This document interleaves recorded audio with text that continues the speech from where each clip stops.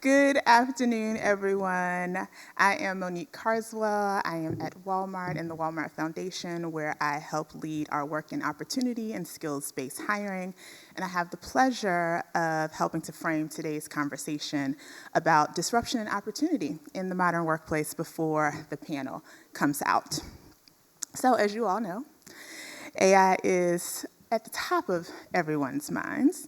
And just last month, Walmart hosted an Opportunity Summit, bringing together 300 workforce leaders from business, nonprofits, governments, and academia. Our CEO, Doug McMillon, he made headlines for stating the obvious. AI is going to change almost every job. Some took that as a signal that AI is replacing jobs, but that's not how we at Walmart see it. As Doug said, our goal is to create the opportunity for everybody to make it to the other side. The change that's happening in the world is inevitable. Our choice is to lean in, learn, and help lead so that there are better outcomes for everybody involved. That's how we all need to be thinking about this. Not just at Walmart, but all of us who have the ability to affect change. So, how do we provide the training and resources to upskill people? How can AI help people find new career opportunities and identify the skills they need to develop? How can it augment jobs, freeing us up to work on more impactful things? These are the questions we need to be considering. That's why this next conversation is so important. We'll hear from experts and practitioners about how disruption from technology, demographic shifts, and evolving business needs can be harnessed to build a more resilient, inclusive labor market. So, with that said, I'm excited to introduce this session's moderator, Kimberly Adams, Senior Washington Correspondent at Marketplace, who will guide this critical discussion. Thank you, and please welcome Kimberly.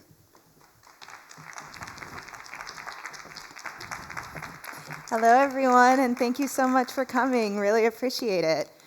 As she just said, my name's Kimberly Adams. I'm a host and senior Washington correspondent for Marketplace, which is a business and economy program on public radio, but I'm guessing given the nature of this crowd, y'all are familiar with the show.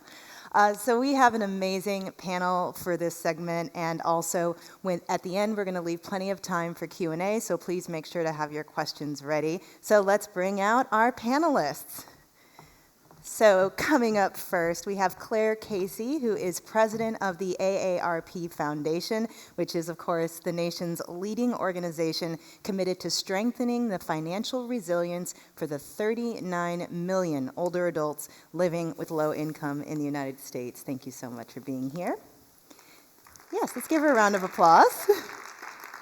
Sam Caiucci is founder and CEO of One Huddle, which is a workforce technology company that helps organizations find, train, and retain workers using science-backed, quick burst mobile games. He's worked with more than 500 global brands, served on the Workforce Innovation and Economic Policy Committees for the Biden-Harris presidential campaign, and is a board member of the City of Newark's Workforce Development Board. Welcome, Sam.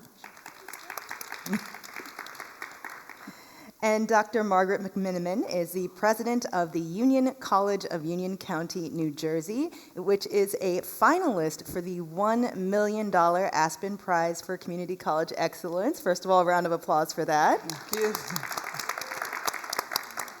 And since Dr. McMiniman's appointment in 2010, she's been focused on centering student success outcomes, resulting in a quintupling of the college's graduation rate. She's also been named the CEO of the Year by the Association of Community College Trustees. Welcome. Thank you.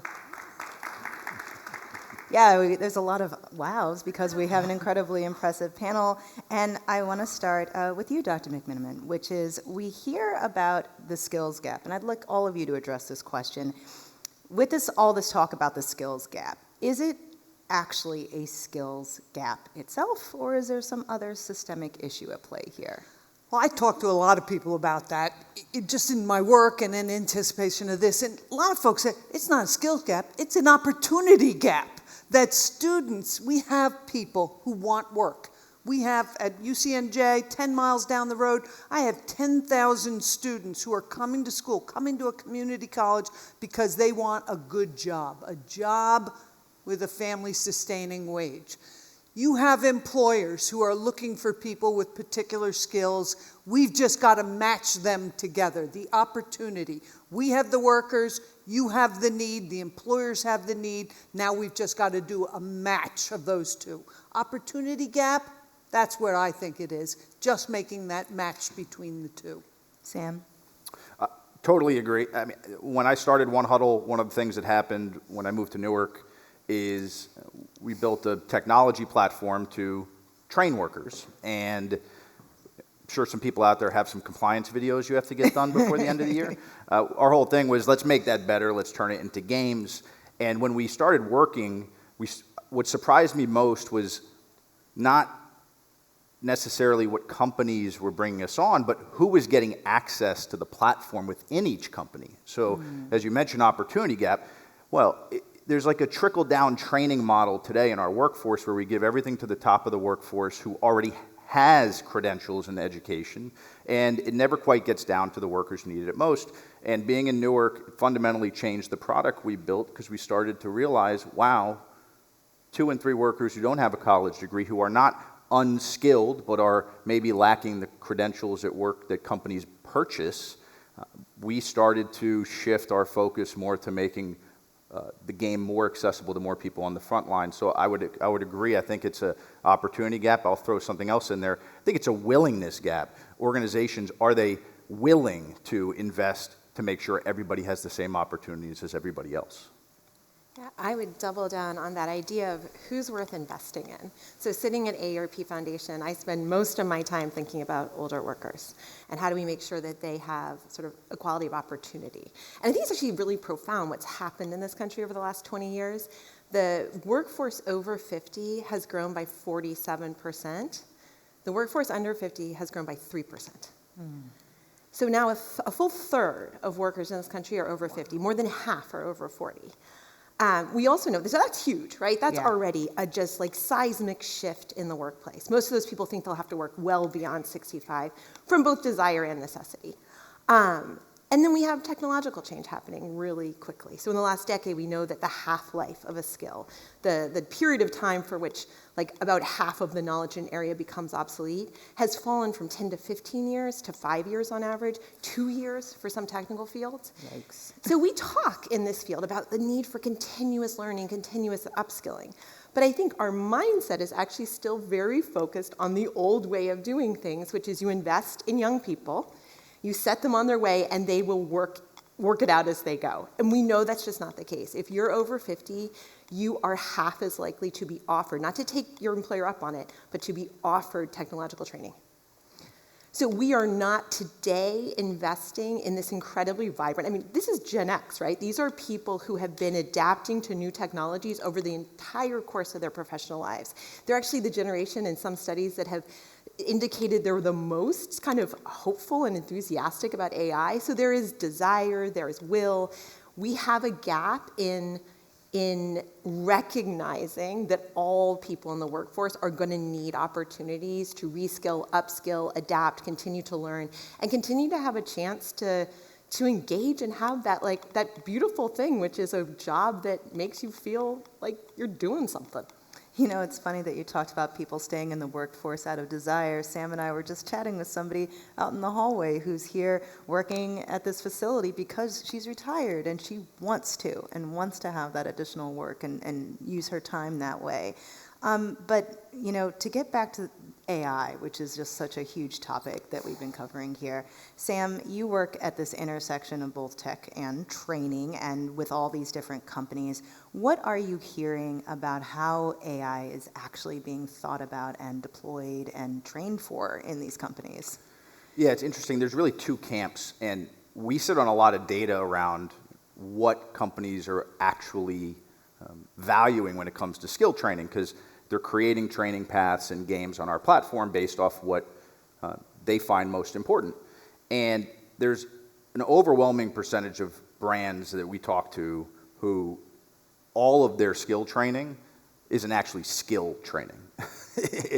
it's protection, it's compliance, it's safety, it's position-specific, company-specific, non-transferable content that a worker can't necessarily take with them. And so enter AI. Organizations say AI skills are important. It sits in the bottom 10% of all the platforms we work with at One Huddle are AI-specific training, content, and modules. So we could chalk that up to either it's not important or we don't necessarily, the industry is moving so quick, we don't even know what the skill training should be around AI. But we do see companies who come to us, come to third parties and say, we don't have anything in our portfolio around this material. There are organizations who are using AI. I would say that the area they're using it most effectively that is helpful to workers is on rapid content creation.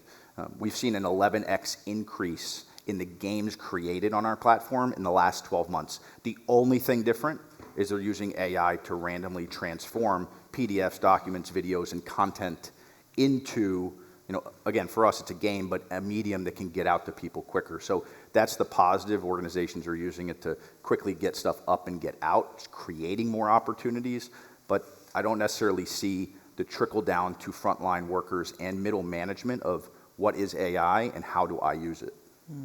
Claire, going back to you, how do you think AI in particular is affecting older workers and what it means to age and work in the United States? Yeah, so I'm not a doomer on AI. I have a lot of hope that AI can be a leveler and can actually be something that enhances people's experience in the workplace and supports their continued engagement.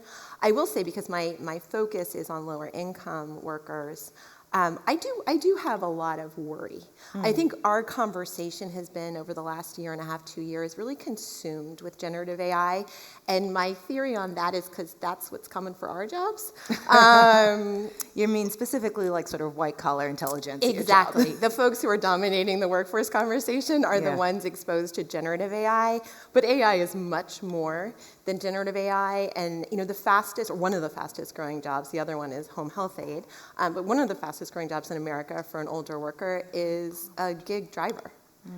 You're in DC with me. Yes. The Waymos aren't yet working, but they are everywhere mapping the city. That job disappears. Yeah.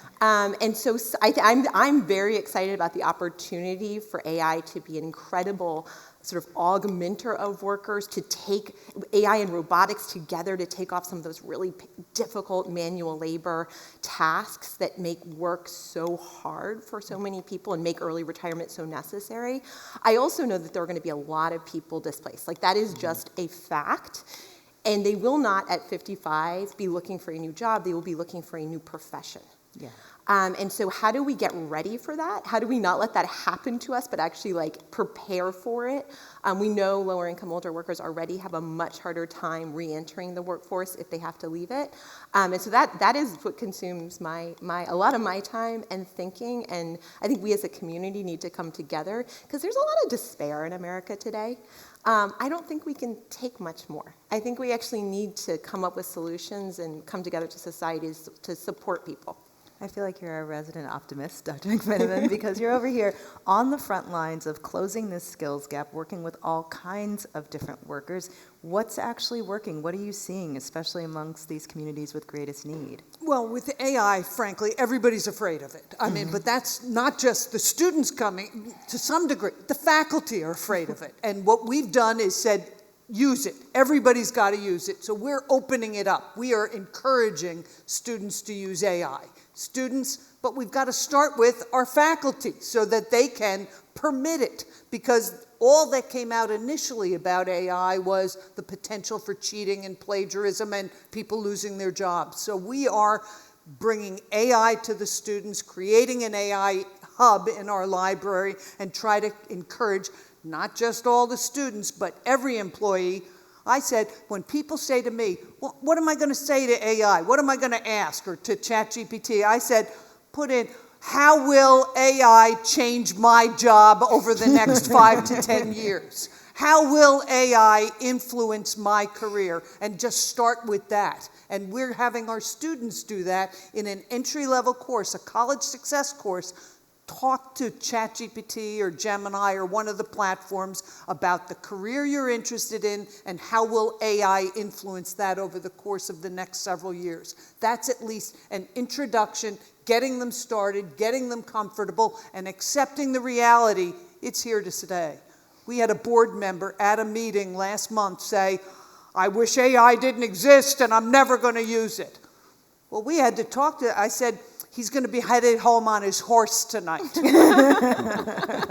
And we also told him, you can't say things like that at the board meeting because AI is a part of the reality, at least for our students who are low income, first generation, immigrants, who need to be able to be on the cutting edge. Maybe a wealthy attorney near retirement doesn't have to use it, but it's here to stay, and we're embracing it. Can you say a bit more about your student body and how you've accomplished some of this change that I mentioned briefly in your introduction about your quintupling graduation rates? Well, somebody said, how did you do it? And we did. We quintupled our graduation rate and made our college, UCNJ, eligible for the $1 Million Aspen Prize. And people say, how did you do it? And I'll tell you simply, we paid attention to our students. So that's something AI can't do. For my demographic, we're 85% diverse, over 60% Pell eligible. That's a proxy for poverty. They're eligible for Pell grants from the federal government. For our students, they needed contact with human beings. And AI would not be enough. Not only human beings on Zoom, but our students needed face-to-face contact with somebody who could put their hand on their shoulder and say, you can do this. You belong in college. For students who have been told their whole lives, you're not college material. You're never going to make anything of yourself. You're not going to be successful. You're not going to do this. They needed to see a human being to tell them that they could be successful, that they belonged in college, and we encouraged them to be open to the possibility that they could be anything, to revive the dreams that they've always had, but maybe that were extinguished by negativity. So that's how we did it. Things that AI can't replace, we did at UCNJ, but we don't say poo-poo to any technological advances. We say embrace it, take it, but don't forget that human contact, it matters for people. You know, this intersection of sort of how societies react to massive technological change was in the news, like what was it, just last week when the Nobel Memorial Prize in Economics came out, and the winners focused on just this. And shout out to my colleagues here from Marketplace, because our Marketplace Morning Report crew interviewed 2 of those winners about what happens when a society changes because of a big technology shift and who gets left behind. And Claire, we are in this exact kind of moment right now. Yeah. What do you think needs to happen for us to make this moment an opportunity for everybody? Yeah, I would say 3 things. I think, first of all, recognize the moment. I think, as you said, like, there's a lot of fear, there's a lot of uncertainty, but we are also having a really vibrant, like, energized conversation about the future of work, what the right of a worker is, what work with dignity means. So that is a moment, and I think we need to lean into that moment and make the most of it. We are not happy with where we are. And that happens slowly. Yeah. When things happen quickly, they're like the never waste a crisis sort of approach to things. So I think that's bit 1. 2 is, I think, solidarity. You know, when you walk around an event like this or any other event, we're all sharing our missions, our specific area of focus, and I think we tend to slice up the world a lot. I don't care about quality jobs for older workers. I care about quality jobs, period. And I want to make sure that older workers have equal opportunity to actually access those jobs. But there are a lot of people who have my exact same interests that I might not meet or be at a table with as often as I should be. And so trying to find the opportunity for solidarity and really to bring communities together so we're not competing for a decreasing pie, but we're actually trying to grow it. And then the third piece I would say is agency. And this goes back to the fear and uncertainty. AI AI is not happening to us. Human beings are still making the choices, right? We still have a government, we still have like all sorts of ways of organizing. And so I think we really need to like own our agency in this and influence how it develops. And so those are my three, kind of high level, but I actually think they're guiding principles for me and I hope for others. Sam, you mentioned earlier how there's well, both of you mentioned the opportunity gap, but that often the training is not even offered to certain people. Whose responsibility should it be, because all of this has a cost, to ensure that the training and the upskilling necessary to respond to this moment, like whose job is it to make that happen for a broad swath of the American economy? I think it's everybody. I mean, if you were to think about academia has a role to play in this to make sure that not only are they preparing people for the work of tomorrow, not right now, they're also responsible for sharing what they know with the private sector and with, policy areas. Government has a role to play because regulations, some of our regulations that worked for us 40, 50, 60 years ago before technology are now holding workers back from skill opportunities. I mean, we spend more time at One Huddle talking to companies about how in-house counsel about a worker using their cell phone to learn something and why that's a bad thing because of concern over wage and hour policies and what does that trip for an hourly frontline worker. Mm-hmm.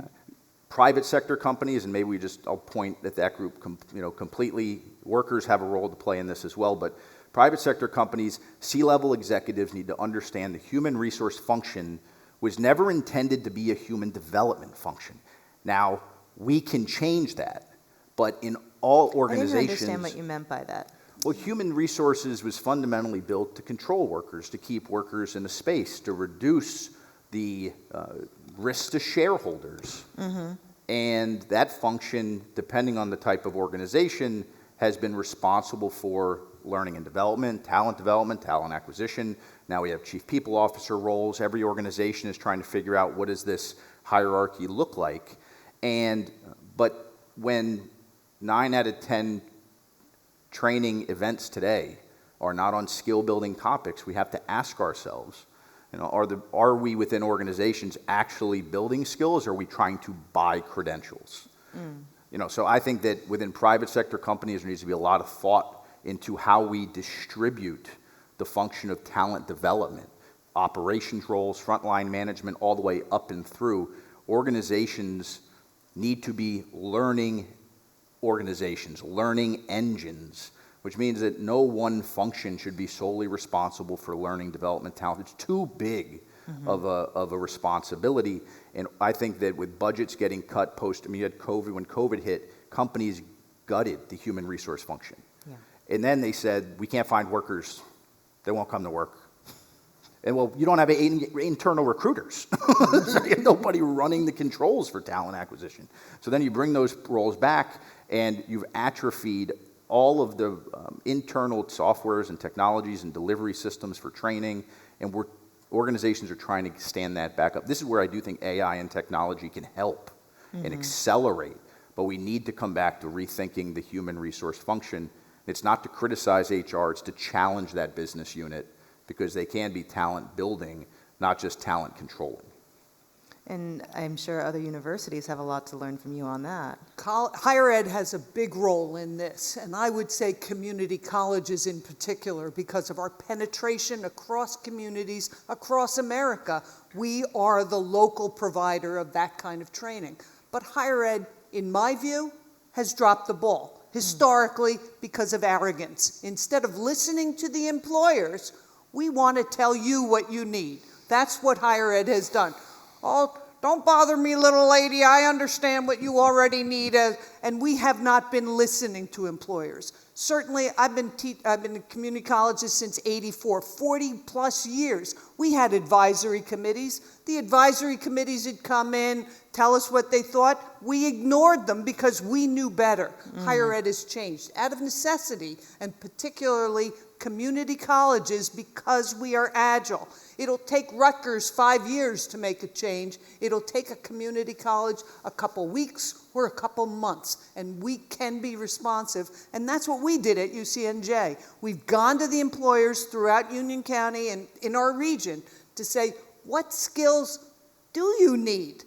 And let us embed those competencies and those skills into our programs to strengthen their value and better prepare our students for the jobs that actually exist. So to the degree there is that skills gap, I may be blaming the colleges and universities for not really listening. Just like we paid attention to our students, we also need to pay attention to what the employers want. So I've heard the responsibility on students and workers and I'll just talk loud. Oh, no, I don't have to talk louder. Okay. So I've heard you guys mention, higher ed and private sector. What about government? Anybody? Totally, yeah. I mean, I think the government has a huge role to play. And on regulation specifically, there are a number of outdated sections of the Fair Labor Standard Act. And if you know, the FLSA was written in a very powerful document that has protected workers and created a lot of opportunities. But there are certain points in that in the FLSA and in other places where, again, we're creating blockers to access for certain categories of workers. And when I tell you, I talk to companies who say that they have budget set aside to offer learning opportunities to frontline workers or middle skill workers, and they can't because in-house counsel is saying, ding, ding, what happens if the worker's doing job training off the clock and they walk across the street and they're doing it on their mobile phone? What is this trigger? What is this? And there's a lack of clarity on certain regulations. So I think that's one thing. The other piece is we're sitting in a moment where we have the Make America Skilled Again, whatever that is, which is supposed to cut, 25 to 30% of federal dollars that are trickling down to WIOA programs, and sitting here in the city of Newark with the Workforce Development Program and community programs.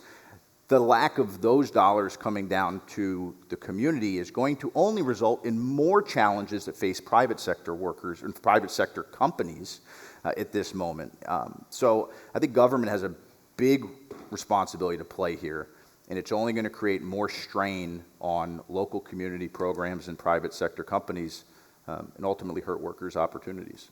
It's got to be done in a system. Government alone, no, because the money will just go away and not produce outcomes. But government, in partnership with business and industry, with labor, with community colleges, together, government funding those, if it's a connected ecosystem that actually takes dollars that lead to training, that lead to good jobs with family-sustaining wages, or at least a pathway to a good job as opposed to a dead-end job, then it works. Government alone, just throwing money, that's why our taxes are too high, especially here in New Jersey. But when it's coordinated with those other entities and their collaboration, you can produce some outcomes, and government has an obligation then.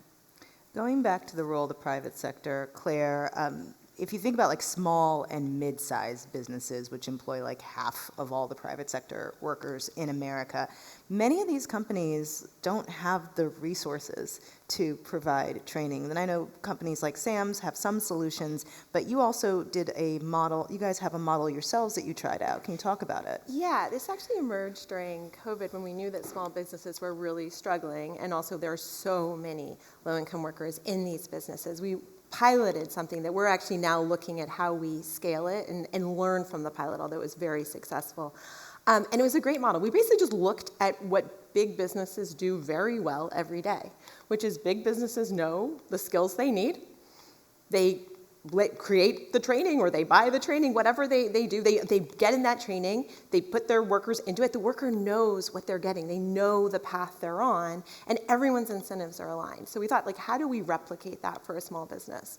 And so we created a pilot program that ultimately about 300 people went through, 80 businesses signed up for it, working with the Hispanic Chamber of Commerce.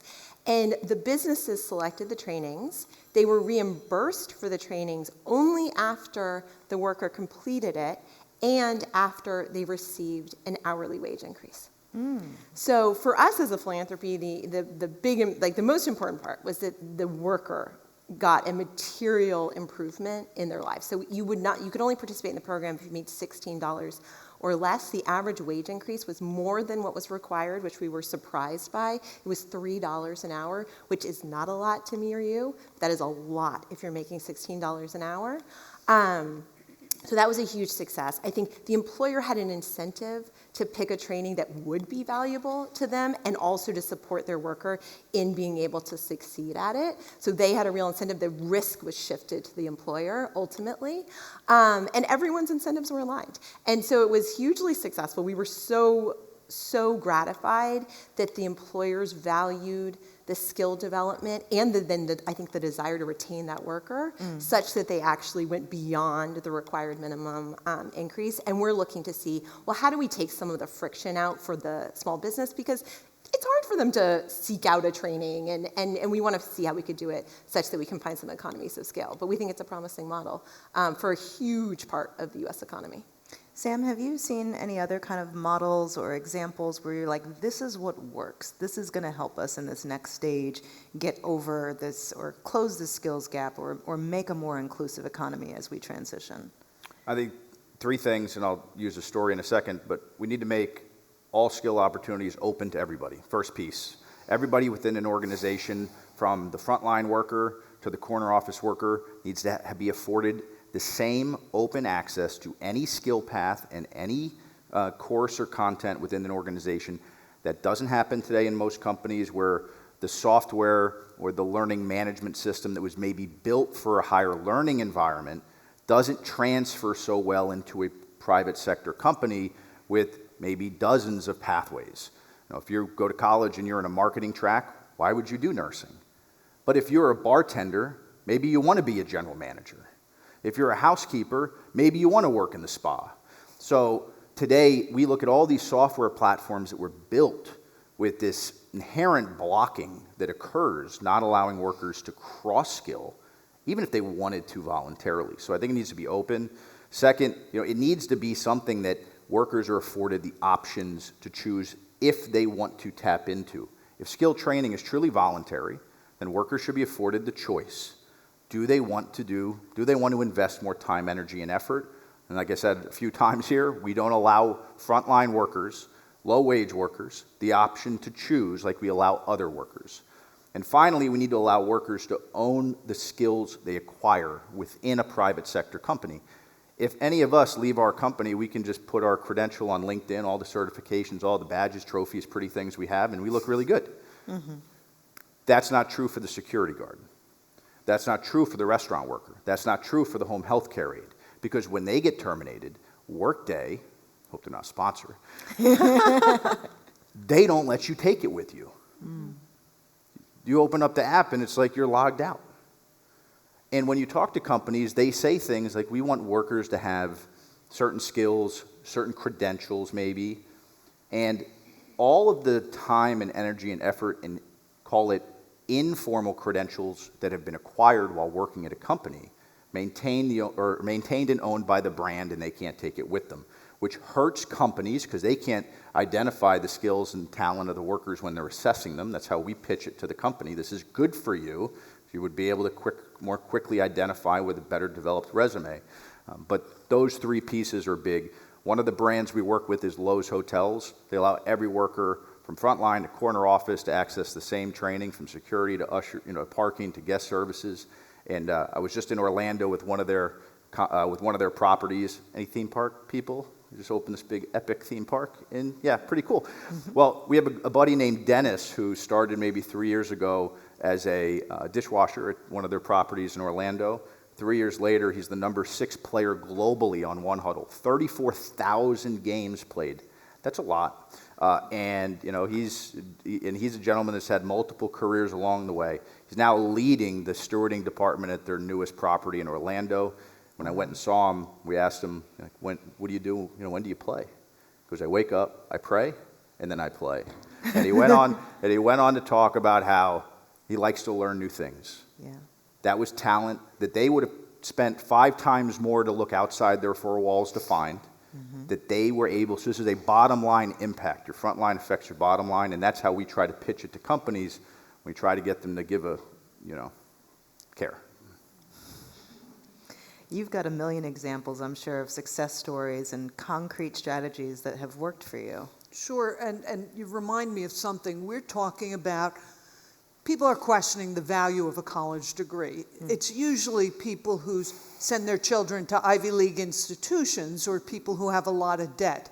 But there's still value in a college degree. But what we're doing now is taking certifications, similar to what you're talking about, and embedding industry-valued certifications and credentials into existing programs.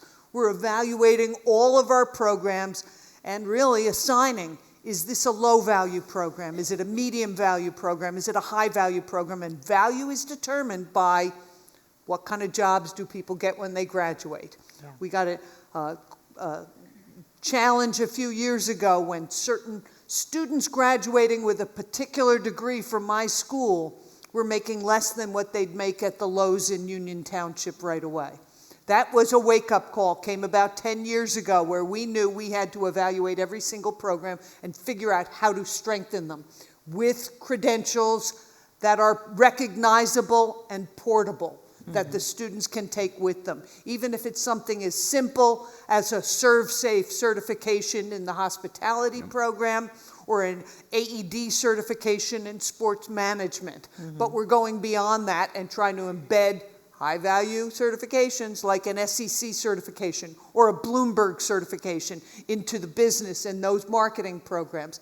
Our challenge, though, is find the legitimate certifications that are portable and recognizable outside of our environment, but at other colleges, and then transcript them.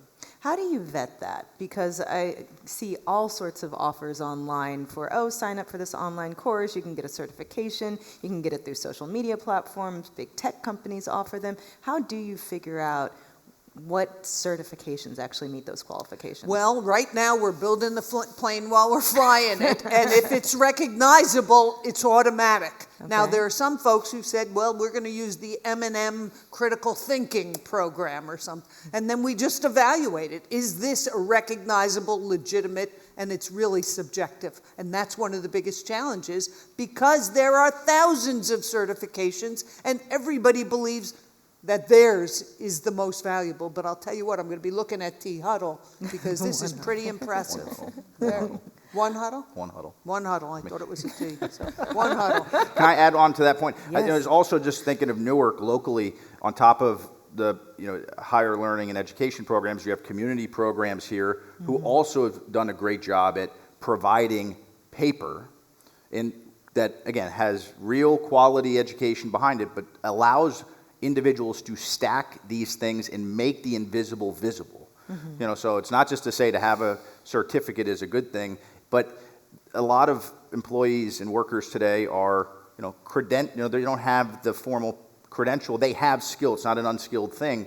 But I think about the New Jersey Reentry Corps here with former Governor McGreeve that does phenomenal work helping men and women returning from prison. I think of the Covenant House program here that helps homeless youth in Newark. I think of the All Stars Project in New Jersey here who helps young people get opportunities, mentorship, and then placement, and then bridges the divide to make sure that companies understand what skills they are looking at, because they may not clearly see them. So back to even the point on government, we need community programs like this interconnected in order to make sure that, and it's going to be more strain, we're going to require more of it to make sure the handoff happens correctly.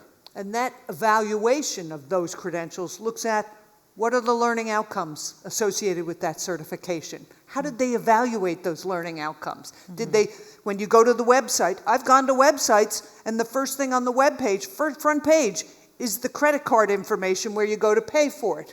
Sometimes those aren't as legitimate as maybe other certifications. So understanding what are the competencies that are claimed to be addressed in that and how are they evaluated are different ways to determine the legitimacy of these certifications. Before you add on, I do want to say we're going to switch to our question and answer section shortly. So if you all have questions, you can sort of start waving down the folks who will have microphones for you. Go ahead. I just think the way you're describing this, it really brings to life that the individual worker, though, is at sea. And there are just so many sort of predatory offerings out there. The more it can be a system, as Maria said at the beginning, is really critical because there is so much predation and the offering of really phony baloney things that are not going to get anyone anywhere. And that's why we feel an obligation to vet them, so that if our students come to, we say, this is legit, this will be recognized when you go for that interview at NPR, or when you go to AARP, or to One Huddle. These are the things that employers are going to be looking for. I'm contractually obligated to say we're American Public Media, not NPR. Sorry, but it's okay. Everybody gets us mixed up. While we're waiting for folks for their questions, just to close out, like 10 years from now, what do you think, if we looked around 10 years from now, what would tell us that we've done a good job in managing this transition, building a truly resilient and inclusive labor market on maybe not the other side of this, but the next iteration of it? I can start, I guess. I'm going to say that I think on the other side of this, generally, we're going to hope, and if we take the big AI companies at their word, it's also what they're aiming for, is that these technologies can be deployed in a way that enables human flourishing.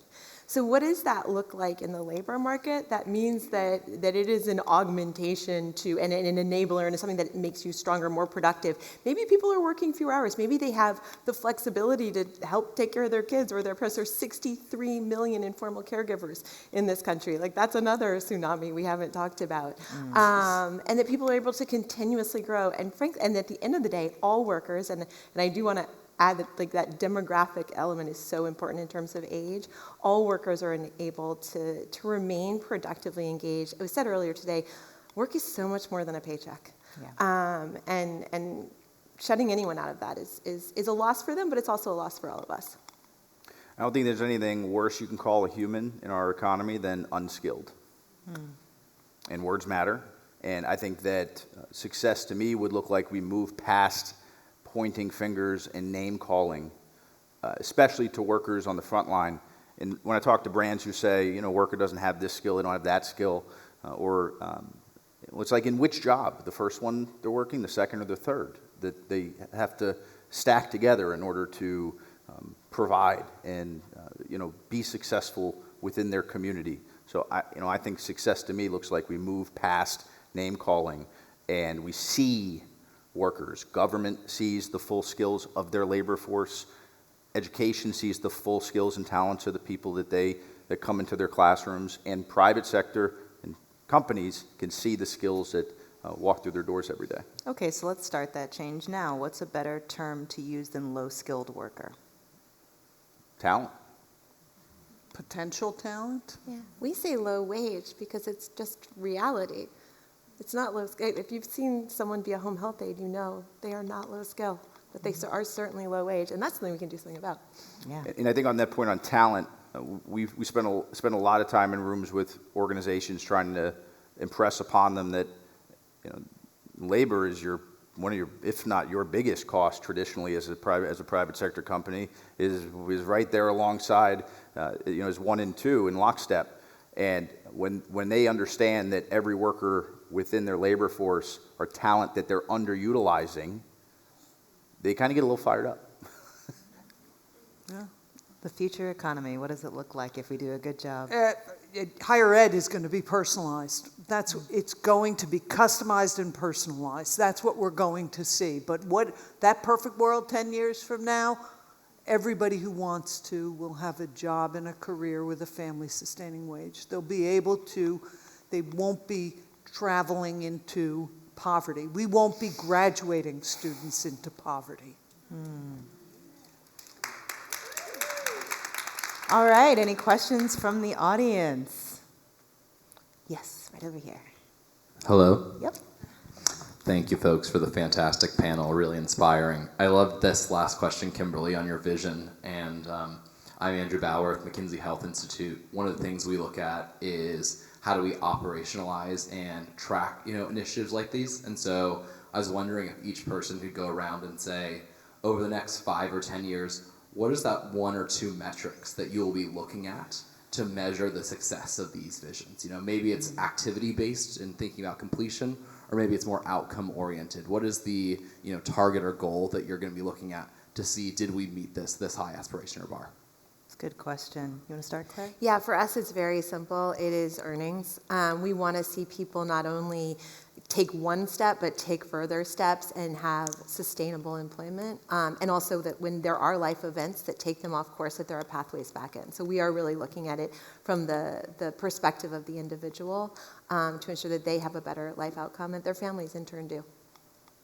Probably 2 things for us, 2 metrics we track within an organization is the talent, from a talent development view, is what % of their workers get access to the same learning opportunities. So when we start working with a brand, it usually starts small and then it grows and then you get to full scale. And we're looking at, at XYZ organization, is it 90% of their workforce has, a login credential to their learning stack? And that's not just us, there's a whole stack of other learning tools companies employ. So we look at that mix. That should be 100%. I don't understand why organizations don't get there. The second is the blend of gameplay. So for us, we look at % of training that is position specific versus non-position specific. And we look at content from a position specific training, personal development, and professional development, which are traditionally more transferable. As you might expect, the overwhelming majority of that in organizations is very heavy position specific, compliance, safety, role specific. And I think success would look like moving to a world where there's more balance. Some of the best brands we'll see will probably strike like a 50-50 balance. I'm talking, organizations that really afford everybody the same opportunities and then open up all of their pathways and all of their content. We go right to our mission, transforming our community one student at a time. And people say, how do you actualize that mission? 3 goals, all related to our Aspen connection. First, help more students get a college degree, associate's degree. Second, after they earn an associate's degree, help them matriculate at a 4-year college and earn a bachelor's degree within 6 years. We are in a bachelor's economy here in the New York City region. If you want a high-wage job, you need a bachelor's degree here. Third big goal, I've said it 3 times, probably 4 now, get them in a job and a career with a family-sustaining wage. Those are our 3 big goals, and we are trying to increase our percentage of our students to achieve those 3. We're also we've signed on to the Lumina Pledge. We want 70%, 75% of the New Jersey population, Union County population, to have a post-secondary credential of value, a valuable post-secondary credential by 2040. That's our big goal. We know that people who have a college degree make more money. And yes, it is all about the wages. We are trying to help more people earn a college degree. When I was going to college in the 70s, there were colleges that didn't take women. I see many people in this room who wouldn't have been admitted to several colleges because of your race or your gender.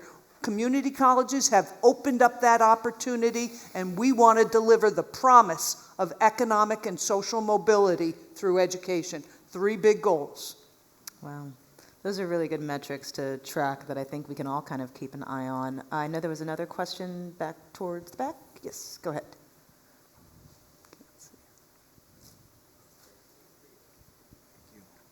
Good afternoon. My name is Mark Comesanias. I lead the My Brother's Keeper work here in the city of Newark, and I'm also a son of this city. About 10 years ago, I was leading a school in the city, and I remember vividly having several sessions with organizations like Google and Audible, really trying to galvanize educators to shepherd young people into coding. It was the future. Quite frankly, many of our young people did not bite, and it was because they just were not interested. And maybe it was fortunate that they didn't bite. But I oftentimes wonder, as an educator, someone who's thinking about how to open up pathways for young people, what questions should we have been asking about this effort 10 years ago? Because other things come up now as pathways for young people to consider, and I just want to make sure that we don't set our young people up again the way we might have 10 years ago by offering them something that in very short order was becoming obsolete. And so I'm just curious your thoughts on what questions, what should we be thinking about, what should we be exploring to not put them in that situation? So the big question is, what are sustainable skills? And those skills that translate across sectors and across generations, and what are, temporary or situational skills. And I don't have an answer for that, but I do know we are preparing our students today for jobs that don't currently exist. That's what we're preparing them for. So what our focus is on, and I know you're probably sick of hearing it, but it's on critical thinking. It's on problem solving. It's on quantitative reasoning. It's on those communication skills. And yeah, we're evolving the communication skills. Big question on our campus, is English 101 going to be necessary in the future? Do they really need to, put semicolons and deal with dangling participles anymore? I'm telling you, I've seen great cover letters coming in, haven't you?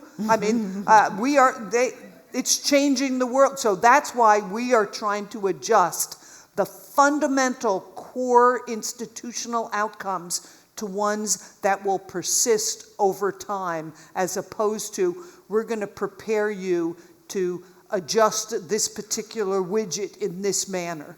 We did the same thing. We had a whole coding center. So now we're trying to evaluate things, step back, and say, what are the core competencies that are necessary, and reinforce them over and over again in every course, whether it's a career and technical education course or it's as fundamental as English, psychology, and history, embedding those competencies like critical thinking. But I think he's also getting at some of the fundamental mistrust that a lot of people have around jobs related to AI right now. Because a lot of those programs were targeted at marginalized communities of people who lost factory jobs, learned to code, and then you have these big tech companies that just have done these waves of layoffs in response to AI coming on board with very little, at least from the outside perspective, regard for where these people are going to go. And so I can understand why many people might be looking at all this, upskill yourself to AI, with some skepticism after seeing this play out. Yeah, I mean, I agree. But if we take a step back, I think those efforts were in good faith. Maybe I'm a bit Pollyannish, but I do think those efforts were in good faith. And what we sort of know we're in is a world that we don't see a clear path. And I guess that's sort of the starting question is, what job will be there in 5 years? I don't know, and nobody else does either, right? And so maybe because I'm a liberal arts graduate, I'm a big believer in learning how to think. And I think those kids who learned how to code also learned how to think. And it's scary. I graduated from college in the dot-com boom. I had a lot of friends who lost their job they had gotten after they graduated. They graduated into a job that was no longer there. It's super scary. But they're educated. They've had to do real thinking. And I bet they can pivot and kind of we'll have to build this together. Another way to come at it, Mark, I would say that the other challenge to everybody in the room is honored to be working with Karen Gaylord and the Newark Workforce Development Board here in Newark. We need more people having conversations in rooms. So is coding the right skill? Is AI the right skill? Put that aside. I think workers need more advocates like yourself and other advocates in the community, helping them, because when you walk in the doors of one of the technology companies you mentioned, many don't even know what skill they may be looking for. I would argue that when I look at the skills they hand off to us. So if you can't assess it, you don't know what skill you're looking for. And I don't see a lot of critical thinking training on a lot of companies' platforms today. They may be looking for it, but the fact that they don't develop it is interesting. They don't know how, they don't value. I don't know what that piece is, but I think the way to, one point is we need more people in rooms together sharing and advocating and fighting for each other so that we can spill over this information to help people get the right opportunities and maybe push on private sector companies to do a better job. Another question? Yes, over there.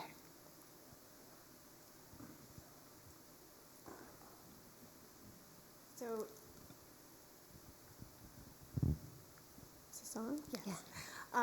So this is maybe picking up on the question of bringing folks into rooms. I haven't heard anything about incorporating workers, and in particularly incumbent workers, in understanding what skills they understand from doing the work every day, what additional skills they might need, what skills they have that could be more general across a given company or across a system. So I'm curious how, and if at all, I imagine you all are thinking about this, but just to kind of put that back to you is where the worker sits, not as that it's not just their responsibility to accumulate skills to be resilient, but also that they potentially have a place in actually helping a company, a business, a government, a society, and understanding what that might look like and what those skills might look like. So that's more of a statement, a comment than a question, but I put it out there. I'm very curious. It's a great comment. I mean, we survey graduates. That's what we do. And then part of our surveys, and we do them 1 year after they're graduated, see where they are, what they're making, how we did we prepare them, and 5 years out. But it's less. We do ask, were you prepared? Did you feel prepared for the job that you took? And we ask the employers the same. But we spend a lot more time with the employers, and it's actually a great point. So thank you for making that. Yeah. And there is an effort going on. I'm going to get the acronym wrong, so I'm not going to attempt it. But there is a group that is convening and has a lot of support behind it that is really exploring the rollout of AI in the workplace and really understanding the relationship to that frontline worker and really elevating their voice and their agency in that process. I wish more big companies were a part of that, but there are efforts underway, and I think that we can all kind of lean into those because they're doing great work. This is an area where AI, if it stays in its right lane, can make a real positive impact because oftentimes organizations get to choose who gets what, when, where, and why, and how. But if we can just allow curation, AI, we talk about curation a lot, getting the right skill content to the right worker at the right moment, and then continuing to nudge them with information. So back to Dennis. Maybe Dennis is ready to be the next general manager at a property. And if he's exploring different skill paths and playing different games, if we can make the right Netflix style, I know people watch Netflix, get that recommendation of what you keep watching. We can recommend the right path and right content to workers in the right moment. That is an opportunity for AI to maybe sit alongside talent and support them better than a lot of organizations are flying the plane in kind of, by hand, not autopilot. I don't know what the other opposite is. I guess something. Well, thank you so much to all of our panelists, Claire Casey, president of the AARP Foundation, Sam Caiucci, founder and CEO of One Huddle, and Dr. Margaret McMenamin, president of the Union College of Union County, New Jersey. Thank you all for sharing your expertise. Really appreciate it.